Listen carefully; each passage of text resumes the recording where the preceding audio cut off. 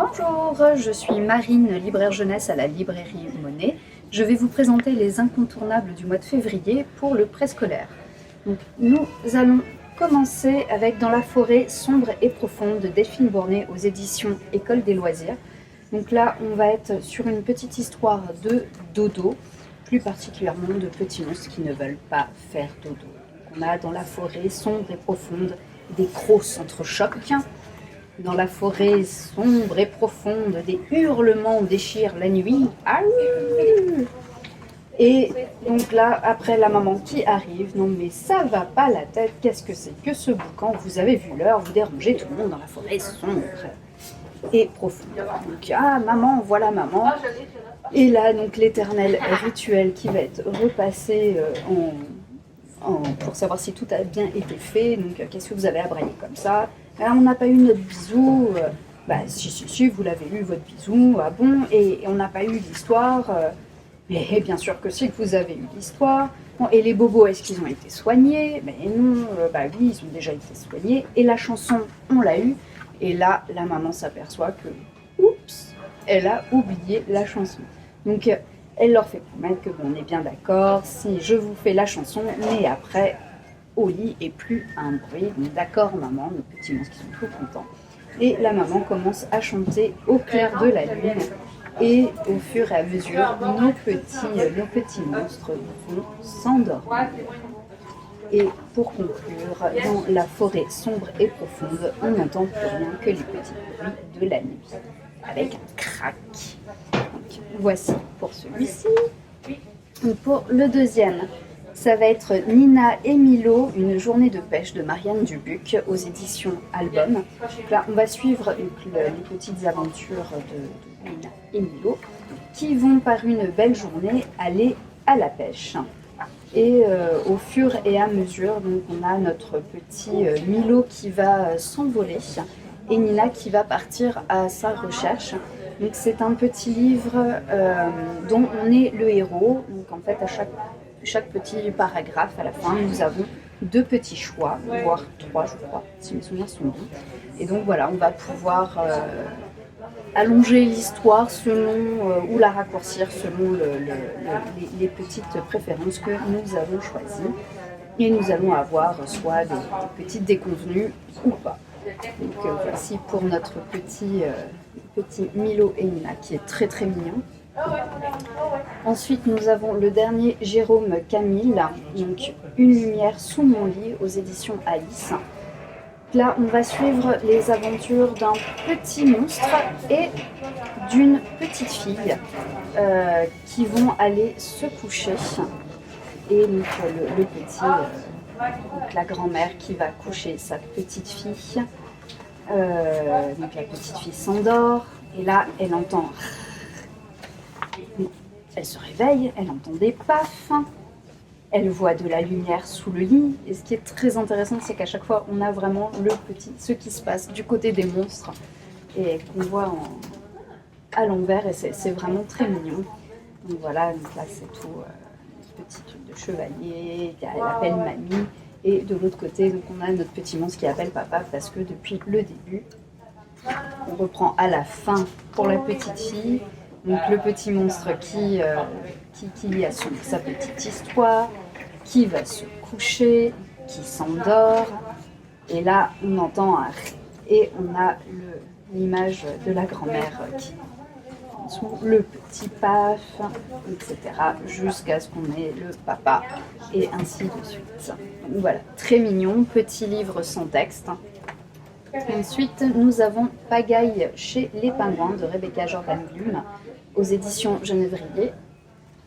Donc là, on va avoir une petite histoire d'un petit pingouin qui va faire la connaissance d'un petit garçon qui est auprès d'un feu et qui fait crier de la guimauve. Donc le petit garçon va initier le petit pingouin au plaisir de la guimauve crier. Et celui-ci est tellement content d'apprendre comment on fait. Va retourner chez lui avec tous ses copains pingouins et il va leur montrer comment on fait. Il va leur faire goûter. Donc au début, c'est un beau moment de partage, d'attente, mais au bout d'un moment, quand on est des gros gourmands, c'est très long, très très long d'attendre. Du coup, chacun veut faire son petit feu. Donc, et encore du feu, et toujours du feu, et beaucoup, beaucoup, beaucoup de feu. Du coup, notre petite banquise va se mettre à craquer de tous bords. Et nos petits pingouins, donc au début, sont très contents parce qu'ils ont chacun leur petit feu et leur petite guimauve. Ils s'amusent, ils sont tout heureux. Mais au bout d'un temps, ils sont seuls. Ils se rendent compte que c'est peut-être plus... C'est peut-être pas très... Enfin, c'est un peu longué d'être tout seul comme ça. Du coup, petit à petit, ils vont se rejoindre pour au final réussir à regagner la banquise, où là ils vont tous partager la guimauve et attendre leur tour. Donc voici pour cette petite histoire toute mignonne. Après nous avons donc Je ne m'appelle pas Alfred de Ben Manley et Aurélie Guilleret aux éditions Little Urban. Donc là on a notre petit Alfred qui a beaucoup d'imagination, et qui veut vivre beaucoup d'aventures. Donc là, on a la maman le matin, réveille-toi Alfred, allez debout Alfred. Mais je ne m'appelle pas Alfred. Mon nom est Billy, la terreur célèbre hors la loi, recherchée par le shérif dans tout le pays. Donc, ensuite, pour aller à l'école, non, je ne m'appelle pas Alfred, je suis Jacques Piolet, le plus grand alpiniste de tous les temps. À l'école, pour se donner du courage, non, je ne m'appelle pas Alfred, mais je suis le professeur Pétocasque, inventeur et mécanicien de génie, etc., etc. Jusqu'à la fin de la journée où, attendez, je suis allée un peu trop loin, où notre petit Alfred est Xélon Sibérion, un chevalier intergalactique. Donc là, la maman lui dit « Allez au lit, Alfred ». Là, il lui dit « Non, pas du tout, je ne suis pas Alfred ». Et il lui dit « Très bien, alors au lit, Xénon ». Mais je ne m'appelle pas Xélon, maman. Je ne veux pas conquérir l'univers, pas pour l'instant. Je veux seulement être moi et je m'appelle Alfred. Tout ça pour avoir son petit bisou du rituel du soir et beaucoup d'amour. Donc voici. Et on va finir avec Lire de Lorenzo Terranera avec un texte de Daniel Penac aux éditions Thierry Magny.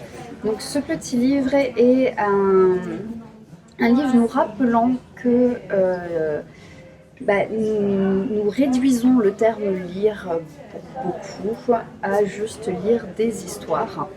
Et là, donc, ça va nous rappeler qu'en fait, nous lisons tout le temps depuis que nous sommes nés. Je vais vous lire juste le début du texte de M. Pénac.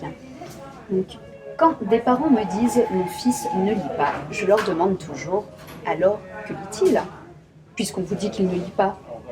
Permettez, gentils parents, en me disant cela, vous me dites qu'il ne lit pas ce que vous voudriez qu'il lise. C'est très différent. Je vous demande donc, dans ce cas, que lit-il ?